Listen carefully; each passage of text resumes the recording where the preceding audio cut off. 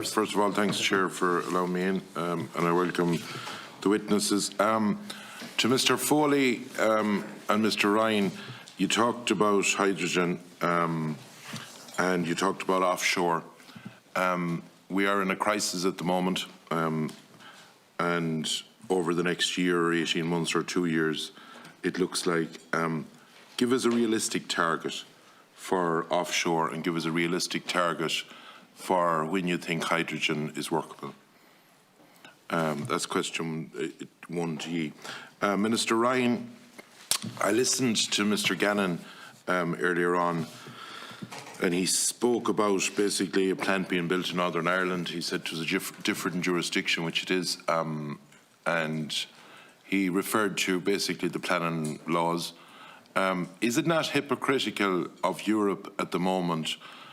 Say they're bringing you to a meeting next week and they're talking about basically going a different way at energy, or maybe looking at the planning system different. Is it not hypocritical that it's actually the directives and the planning systems, or the things that we have to comply with, that has come out of Europe, that is for basically stopping you, be it putting in new infrastructure rapid? Or is there not an opportunity for any minister or for any government, which hasn't been done by you? You talked about bringing an emergency group together of the different bodies involved, but you didn't talk about emergency legislation in relation to what, if you look at Minister O'Brien done in relation to the modular homes, he brought in emergency legislation that would give the state the right to be exempt from planning for certain things that were needed in an emergency. Why wasn't that looked at by you or your department in trying to resolve this issue? Also, you talked about retrofitting, Minister. Are we still going down the road at the moment on the warmer homes that 95% of all pumps put in is either gas or oil? And is it correct in stating that unfortunately when you put in air to water in some of those homes, they're actually less efficient because the house wouldn't be insulated good enough? Could you give me a comment on that? Will you make an intervention, Minister? Because between the SB and the government, last Sunday week, I spent a few hours, it's not in my constituency, but there's 70 turbines that would actually power the whole of County Galway sitting still in Derrybrine. It's absolutely criminal when Ireland is running out of power that this is happening, and both the government and the SB look on while this is standing still. It can do 50,000 houses when the wind is blowing, and no one will make a decision. They're actually talking about taking them down, which is criminal. Could I ask as well, has the likes of Lanesborough or Shannon Bridge been looked at for biomass? And could I ask EirGrid, in the event of a doomsday, have ye a plan put in place that you can put out there that will give reassurance to the ordinary public to say, this is the top priority, this is what will be knocked first, and this is what will be knocked second, and to give you a roadmap of basically where we're going in this? Thank you, Chair. Thanks, Deputy. The first questions are for EirGrid and CRU. Timelines around offshore wind, I think. Yeah. Realistically. Yeah, I'll speak to offshore. Look, the developers who are in the RC at the moment in phase one are very sophisticated developers. They've got strong balance sheets and they've invested a huge amount of money. So I would be, confident, subject to them securing planning consent in a clean manner, that, we have 5 gigawatts in the original plan prior to the recent climate action plan or the recent carbon sectoral budgets by proposal that the Minister has agreed. I'm very confident that 3.5 gigawatts alone is very well advanced, and the 5 gigawatt target is achievable. I think the first offshore wind farm we would expect to see connecting by 2026, that sort of window, 2026-27, with a fair and with a lot to follow. That's 2026. I believe so. Okay. I believe so. I think one of the developers is very, very well advanced, okay, and I expect them to be in first. But I don't want to get into names here. Okay, we'll move it along. I think they would mention hydrogen. Okay. Just in respect to hydrogen, very quickly, we see a number of pilot projects in Ireland, Northern Ireland, and also around Europe as well. My best estimate at this point in time is that when this really becomes commercially available is in about 2028, 29 time horizon. Okay, thank you. And I think the other questions were for the Minister by and large, were they? Yeah, just to flag, that relates to the earlier conversation, why that additional 2 gigawatts was included in the sectoral emission agreements in government is to really push and promote turning electrons into molecules, is the kind of as a way of describing it, be that hydrogen or ammonia or methanol or other mechanisms.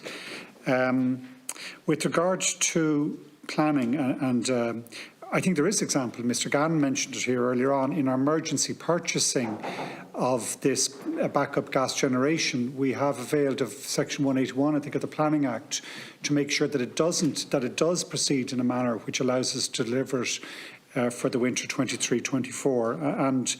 And I think the review of the Planning Act mentioned earlier on is critical, because part of the problem we have is, yes, our European our rules on planning are in my mind, correctly there to support good protection of the natural world.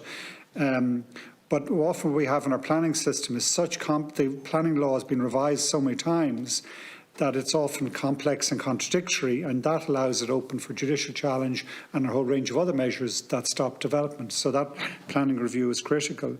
But I don't believe we should abandon the fundamental principles of protecting environment at the same time. And as much as I would love to see those 70 turbines in Derrybrine turning to get us through this particular process and period, we did look at that, we did consider it, but the considered view, having looked at it in real detail, is that no, you can't ignore. Come back to what I said earlier on, that the state doesn't, you stick to what you say. And if that example in Derrybrine was a very significant, specific example in terms of non-application of good environmental planning and practice, you can't ignore that. We can't go against European rules, and therefore it was decided not to proceed with to ignore the effect of the court judgment. On a couple of specific issues, yes, part of the solution here, part of the generation that will help us through is Eden Dairy running as a biomass plant. I can't remember the exact size, 70 megawatt of 100 megawatts. So that will be running 24/7, as it were, on biomass basis, if it's on the merit order. And with regard to the heat pumps, yes, we're introducing a pilot scheme for heat pumps under the Warmer Home Scheme this year, and I think that increasingly we have to stop putting new fossil fuel boilers in. It's just putting in 95% oil and gas. We are, but on the basis that has to be a survey done to make sure that it's in that specific circumstances. But where we're going to go in the heat strategy, particularly, go back to what Deputy Bruton said about not wasting a good crisis, we have to stop putting in new fossil fuel boilers, and we have to make sure all our schemes and all our systems support that switch. We can't afford to, either on an environmental basis or on an economic basis. The fossil fuels are too expensive. Thank you, Minister. Thank you. There was one question I forgot. Is there any capacity here in the agricultural sector where we can put up panels and help in my opinion, in a large scale way? Has this been looked at to help the agricultural communities get involved in this to help in time of crisis? Can I come in on that maybe if I can? Because we are doing exactly that. We have 3 microgeneration householders can now sell power back to the grid. All the suppliers have to offer them that price and that capability. We're going then to what I think we call microgeneration, slightly bigger, up to 50 kV, where someone might have a larger, it could be a barn, it could be a business premises roof and so on, where you have large amounts, particularly solar. But also the third phase of this, and we're out in consultation at the present time on it, small-scale generation, which can go up to 5 megawatts, is my recollection, in terms of capacity that a farmer, without having to go through the auction process, without having to go through all these complex systems, we need quick, fast ways. And I think for farmers particularly, that's part of, again, another element of the agreement in the summer on sectoral emissions, an additional 3 gigawatts of solar. A lot of that could come from farms setting aside power from solar. Now, it's subject to grid, obviously, and the connections. This is why grid is key. But that's outside the auction system. It's easily and more immediately deliverable, and that's going to be a key part of it. Not just for farmers, but also any business with a large surface roof area. There's huge potential from that. Thank you, Minister. Thank you.